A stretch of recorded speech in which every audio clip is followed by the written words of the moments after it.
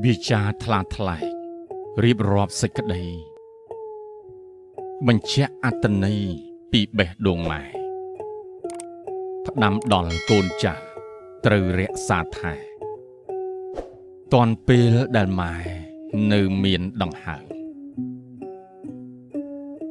កូនអើយបេះដូងម៉ែមានតែមួយជាផ្លែជាត្រួយជួយកូនគ្រប់គ្នាផ្ដល់ភាពកក់ក្ដៅមិនឲ្យរងាដល់កូនគ្រប់គ្នារស់បានសុខសាន្តចាប់តាំងពីថ្ងៃម៉ែពពោះកូនដឹងទេមានស្ងួនចិត្តម៉ែយ៉ាងណារំភើបត្រេកអរគ្មានពាក្យវាចាព្រោះម៉ែដឹងថាម៉ែមានកូនហើយចាប់តាំងពីថ្ងៃកូននៅក្នុងផ្ទៃចិត្តម៉ែរំពៃនឹកដល់ជីវ៉ាទោះកូនកើតមកប្រុសស្រីមិនថាបេះដូងមេត្តាមានតែកូនមួយកូនហើយម៉ែចាំថ្ងៃនោះមកដល់ថ្ងៃដែលនិមលប្រសូតចាកផ្ទៃម៉ែចាំសែនយូរ9ខែ10ថ្ងៃចិត្តម៉ែអភ័យយ៉ាងអន្ទះសាកូនអើយនៅថ្ងៃបុត្រថ្លៃចាកផ្ទៃនោះគឺជាថ្ងៃម៉ែស្ទើរមរណាឈាមហូរចុះមកស្ទើរខ្សោះកាយាដូចគេប្រហារខ្លួនម៉ែទាំងរូបនៅពេលដែលម៉ែប្រសូតមានស្ងួនម៉ែឈឺផ្ទួនឈឺឥតឧបមាឈាមម៉ែទាំងថ្លុកហូរពីកាយាទោះត្រូវមរណា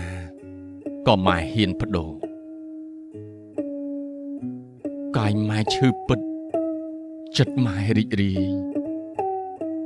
នឹកដល់បុត្រថ្លៃវងភ័ក្រយ៉ាងណាកូនគឺជាផ្កាយ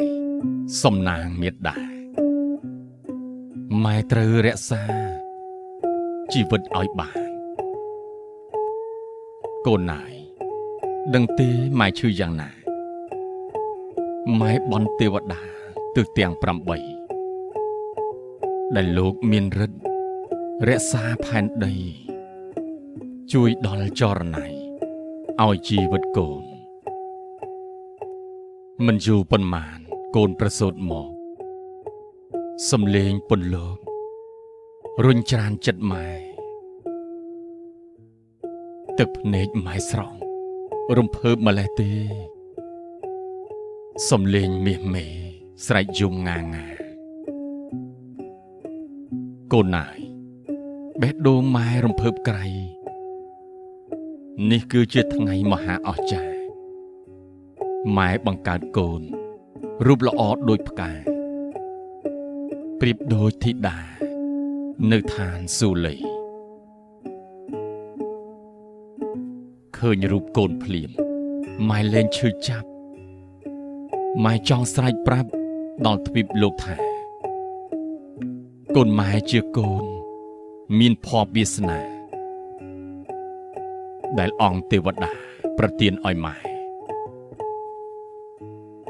កូនជាឱសថព្យាបាលដួងចិត្តជាម្ចាស់ជីវិតបេះដូងរបស់ម៉ែបាត់ឈឺចាប់ព្រោះតែមានស្នេហ៍តើកូនដឹងទេម៉ែស្រឡាញ់ខ្លាំងកូនអើយម៉ែផ្ដាំត្រូវចាំណាកូនម៉ែស្រឡាញ់ស្ងួនលើអ្វីទាំងអស់ម៉ែលះបង់បានគ្មានស្ដាយស្រណោះគ្រប់យ៉ាងទាំងអស់ព្រោះដើម្បីកូន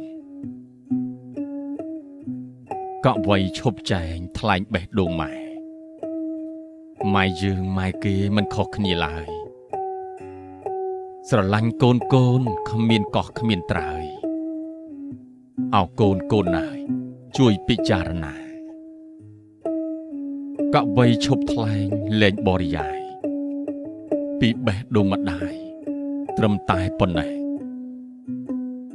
ទឹកភ្នែកហូរស្រក់ក្នុងទ្រូងស្ទើរប្រែសែននឹកអ្វីម្លេះអ្នកម៉ែខ្ញុំអើយចុងក្រោយខ្ញុំសូមប្រសិទ្ធពរជ័យសិរីសួស្តីដល់ម៉ែគ្រប់គ្នាសូមឲ្យបានសុខរួចផុតរោគាជំងឺនានាបវាជាឆ្ងាយនិពន្ធដោយលោកលីភីរ៉ា